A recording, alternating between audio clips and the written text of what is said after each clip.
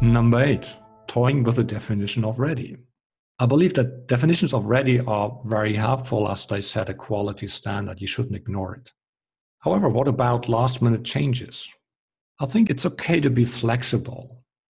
If a day before the sprint planning, something comes up that is significantly more valuable than anything else that went through product backlog refinement, okay, try to make it happen.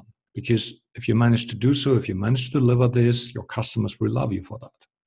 However, I do not believe that this should be a habit. If everything is a last-minute change, the definition of ready may become a defensive tool for the team. Probably not even by choice, but because it's the only way they can actually push back this way of working. And this is a problem. If you use the definition of ready as a kind of stage gate system by, for example, being very strict about that all requirements are met, you are actually using the definition of ready as a kind of anti-pattern. This is not the idea. It's not the intention of having a definition of ready. So last minute issues, totally fine. Don't overdo it. Don't make it a habit.